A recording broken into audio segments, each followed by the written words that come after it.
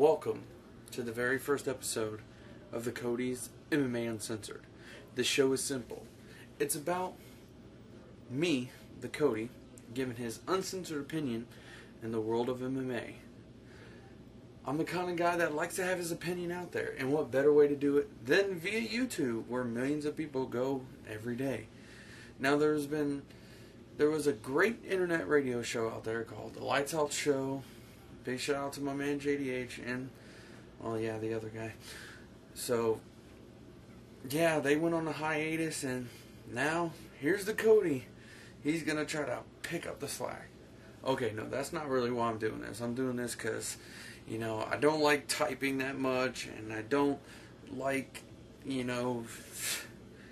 going into these forums where people attack you just for saying, hey, Rampage is the man. Yeah. Anyway, so I'm doing this show, get my opinion out there, see what people think. Hopefully y'all will like it, and let's just cut all the chit chat and let's get this thing started. Listen to this track, bitch. Girl, the way you moving got me in a trance. DJ, turn me up. Ladies, this your jam. I'ma sip my skirt up. You gon' lose them fast. And I'ma throw this money while you do it with no hands. Girl, drop it. Okay, the very first topic of the very first episode of the Cody's MMA Uncensored is Fedor Emelianenko drops down in weight. Yes, that's right. It has been reported that Fedor Emelianenko will drop down to light heavyweight, and his very first opponent has been named, and it will be Strikeforce light heavyweight champion Dan Henderson. Now, we don't know if they'll be fighting for the title. Likely they will be, but we don't know it for sure. But they will go at it come this July, and I think it's a good move for Fedor. I mean, the man is kind of small for the heavyweight division.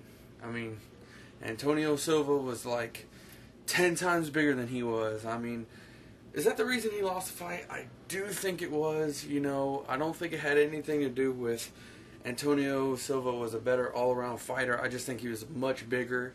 I mean, the man's name is Bigfoot, for crying out loud. You don't call a little man Bigfoot unless you're weird, I think.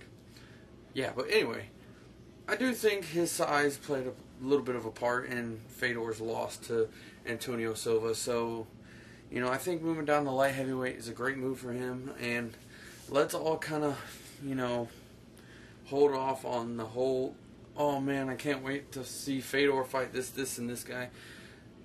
I hate to be the bearer of bad news, but I would bet anything Fedor doesn't go anywhere near the UFC.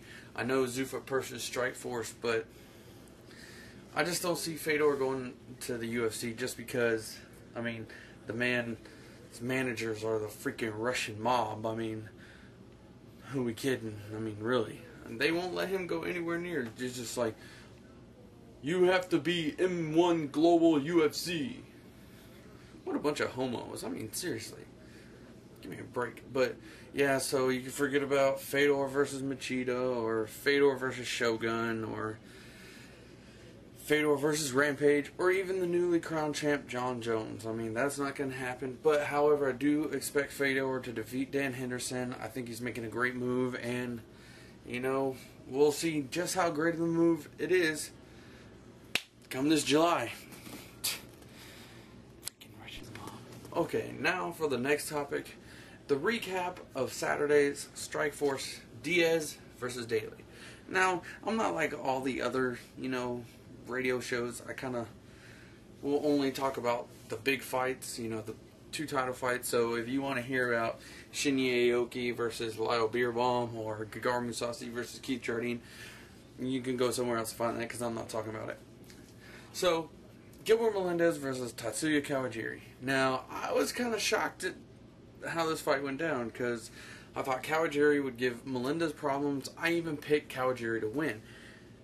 Shows how much I know, because Melendez pretty much kicked his ass, and there's nothing more else to say about it, really. Other than, I'm pretty sure Gilbert Melendez was pretty excited when Strikeforce finally legalized elbows on the ground, because, I mean, once it got to the ground, I mean, whew, he used them all right. I don't think Tatsuya Kawajiri was too happy about it, but yeah, crap hurt. I mean, it hurt me watching it. But yeah, great win for Gilbert Melendez. It looks like he's going to the UFC now.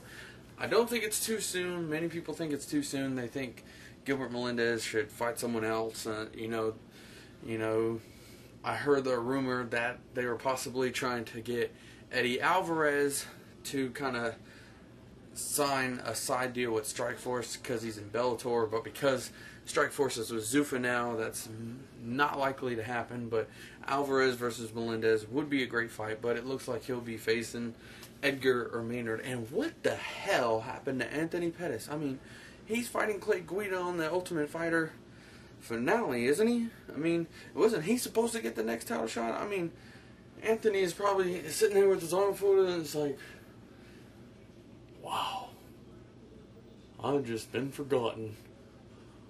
He has been forgotten because, I mean, if he beats Clay Guida, he'll probably have to fight another #1 contender fight while Melendez is fighting Maynard or Edgar. Or, yeah, he'll probably fight the loser of Edgar versus Maynard if he does defeat Clay Guida, which I do pick him in that fight. I'm just saying.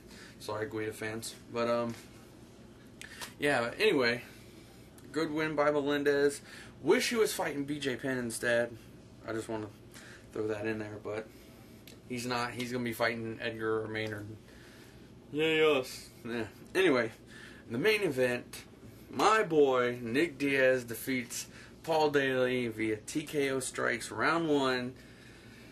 Wow, I gotta say, when this fight was put out there, I was like, oh, I was really scared for my boy Nick, but he came through. He scared me a little bit. He got caught with a big shot.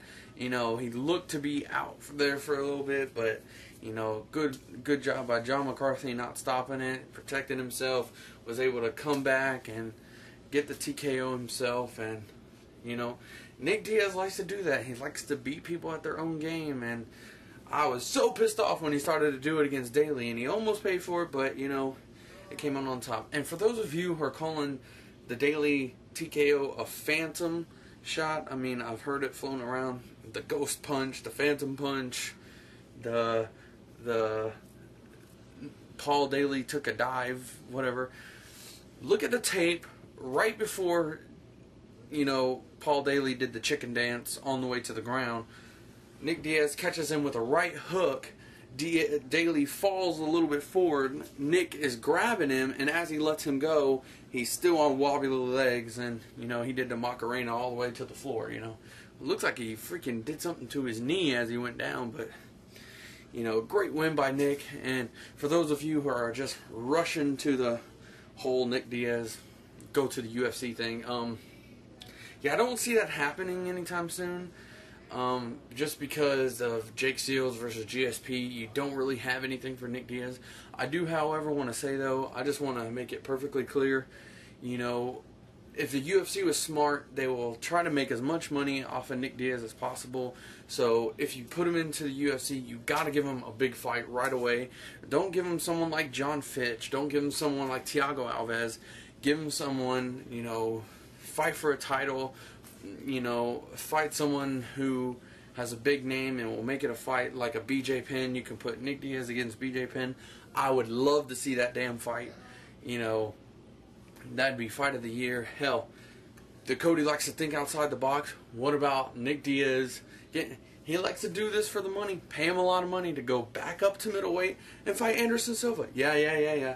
The Cody said it. Nick Diaz versus Anderson Silva. That would be fight of the year.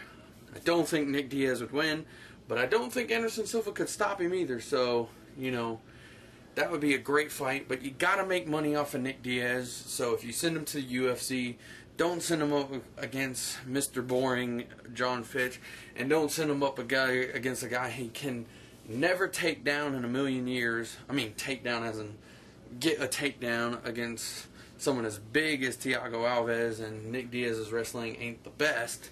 So put him up against Penn. Put him up as against St. Pierre if he gets by Shields, or even put him up against Anderson Silva. I would love to see it. Make money off of Nick Diaz. If he stays in Strike Force, he'll likely face someone like Jay Huron. Maybe go dig up Joe Riggs. Maybe even dig up Carl Parisian from his mental hospital. Yeah. So, yeah. It was a great card, and good job by Nick and Gilbert, and we'll see what's next for them. Looks like the UFC, but and now the final segment, and it will be always the final segment of every episode of the Cody's MMA Uncensored, the Cody's Corner, where I rant about anything, and trust me, ask anybody. Ask my boy the JDH at the Lights Out Show. Ask Dr. MMA Tim Lee. Ask anyone. The Cody's rants are famous. So here we go. This rant is about the title match between John Jones and Rashad Evans. And it's not about the title fight itself. It's about who is getting the shot. And that would be Rashad has no talent Evans. Okay, let me put it to you like this. You're going to give Rashad Evans a fucking title shot because he wrestled Thiago Silva for fucking 3 rounds and almost got knocked out. This is all he did. He homo hugged him, put him on the ground, did a little bump and grind because he is homo. Just want to make sure everyone knows that. Rashad Evans equals homo. Bump and grind and waited out the damn clock. Again, Rampage Jackson. My boy Rampage Jackson. This ain't biased. This is for real. He comes in, does a little homo hug, puts him on the ground, little bump and grind, almost gets knocked out, in round 3, and, gets the decision. Now, all of a sudden, months and months later, he still gets a title shot. Are you fucking kidding me? Let's see. Guys, this is mixed martial arts. This is an MMA fight. Keyword, fight. This ain't a fucking wrestling match. If you want to fucking wrestle, go to the WWE and fucking wrestle. Okay? You'll make a lot of money. Kimbo Slice is doing it. All the no-talent fighters are doing it. Go wrestle. Okay? Rashad Evans has no talent. He's a fucking fighter that gets lucky. He doesn't deserve a title shot. John Jones will walk right through him, and he will be forgotten. Rashad Evans will get his ass kicked by anybody. I mean, Shogun would have kicked his ass. Leona Machida already kicked his ass. Rampage has, came down from, how do you come down from hell? That's what I was about to say, come down from hell. But he stopped training at Wolf Slayer. He's training better now. Now let's see him fight Rashad Evans. Rashad would get his ass kicked. He has no talent. He gets lucky. All he's doing is wrestling people, taking them down, bumping and grinding. He's a homo. Let's just stop giving this man title shots. Stop riding his bandwagon. He's not that great of a fighter. He gets lucky. Plain and simple. It's all it is. Luck. No talent. Luck. He homo. He no talent. Homo. No talent. Homo. No talent. See how the two kind of blend in?